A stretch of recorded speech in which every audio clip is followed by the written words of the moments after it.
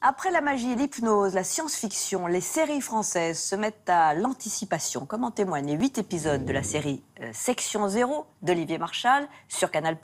L'histoire en 2024 d'un groupe d'élite qui va tout faire pour empêcher la disparition d'un monde où les États étaient souverains. Autre exemple, la série d'anticipation Trépalium, sortie en DVD, qui parle elle aussi de la crise et des méfaits de l'ultracapitalisme dans un futur fantasmé. Alors pourquoi un soudain engouement? Des réponses de David Caillon. La production mondiale du travail pour tous. Jusqu'ici, c'était le grand oublié de la fiction française, mais un futur est peut-être en train de s'écrire pour les séries d'anticipation Made in France. En l'espace de 3 mois, c'est 2 séries situées dans le futur qui sont arrivées sur nos écrans, Trépalium. Le gouvernement offrira aux gagnants un rêve devenu réalité. Un voyage vers le sud où il y a du travail pour tous. Et aujourd'hui, Section 0 de l'ex-flic Olivier Marchal. Au milieu du chaos, et sur tous les continents, de grandes multinationales se regroupaient en sociétés titans. Point commun, une vision particulièrement sombre de l'avenir. Pôle gigantesque. Moi, c'est un peu un cri d'alarme, cette série, quoi. Voilà. C'est une façon de montrer ce que demain va être si notre présent continue à être tel qu'il est. Alors pourquoi l'anticipation, domaine typiquement anglo-saxon, se développe-t-il aujourd'hui en France? Comment aborder ce genre spectaculaire dans l'économie limitée des séries françaises? Entrée libre s'est téléporté en 2050 pour y voir plus clair. En l'absence de fiction française d'anticipation, c'est donc tout naturellement du côté des productions américaines que des réalisateurs comme Olivier Marchal vont puiser leur inspiration. Les références visuelles, évidemment, c'est Mad Max le 1, quoi. C'est vrai que ce film était déjà très anxiogène, très annonciateur, malheureusement, de la violence qui règne aujourd'hui partout. Ensuite, Blade Runner, moi, ça a été un film qui m'a profondément marqué, très violent, très coup de poing dans la gueule, quoi. Donc, je suis un fan de western aussi, donc j'ai toujours rêvé de faire un western urbain. C'est toujours un peu des cow-boys, moi, mes flics. Même si Section 0 ou Trépalium disposent de budgets confortables à l'échelle de la fiction française, impossible pour ces séries de rivaliser avec les grosses productions américaines. On peut faire de très bonnes séries d'anticipation dans un monde qui soit exactement comparable au nôtre. Pensez à ce qu'ont fait les Suédois avec Real Humans, par exemple, qui était une série qui, au demeurant, visuellement, avait quelques innovations futuristes, mais était dans un monde comme le nôtre. Donc c'est une fausse excuse, entre guillemets, c'en est une quand même. C'est-à-dire que pour inventer un univers qui soit différent du nôtre, il faut de l'argent, il faut du décor, il faut du maquillage, il faut du costume, il faut des effets spéciaux.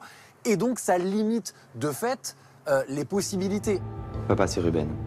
Il faut que je te parle, mon directeur de service est mort. Je voudrais postuler.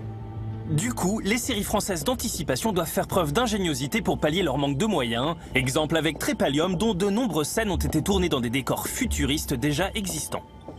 Concernant les décors, il y a eu un énorme temps de préparation. Notre direction, c'était donc une architecture un peu béton des années 30 à 70.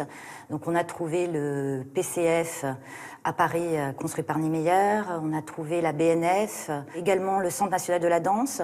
Donc le point commun, c'était du béton pour symboliser l'enfermement de ce monde-là.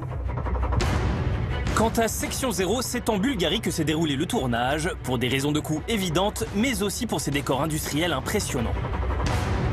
C'est un pays chaotique, la Bulgarie. Donc c'est un pays ex-communiste. Bon, et il y a encore des endroits inouïs, complètement abandonnés, délabrés. Quand moi, acteur, je suis arrivé le premier jour sur le tournage, j'ai été, mais je vous assure, mais fasciné par les décors. Ce gigantesque zone industrielle, mais qui fait, c'est pas 10 hectares, c'est 100 hectares. Il devait y avoir des milliers d'ouvriers qui travaillaient là-dedans. C'est d'une immense beauté. Je vous rappelle que la consommation d'alcool est formellement interdite dans l'enceinte du service. Les éléments futuristes, je les ai fait au compte-gouttes. Il n'y a pas de vaisseaux spatiaux, de voitures qui marchent dans l'air, parce qu'on n'aurait pas eu les moyens de le faire. Plusieurs raisons peuvent expliquer l'émergence de séries d'anticipation françaises, une actualité anxiogène, annonciatrice d'un avenir incertain, mais aussi la mode des superproductions anglo-saxonnes de dystopie, telles que Mad Max Fury Road, Hunger Games ou Divergente, des films qui attirent en moyenne 2 millions de spectateurs.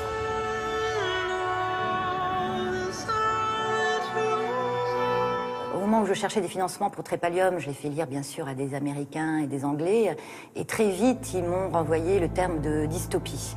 J'ai compris que pour eux, c'était un genre qui commençait à effleurer. Donc c'est une utopie à l'envers.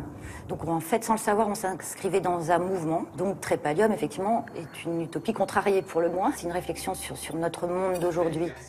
Attention, votre retard hebdomadaire est de 46 minutes. Vous avez déjà eu 6 avertissements.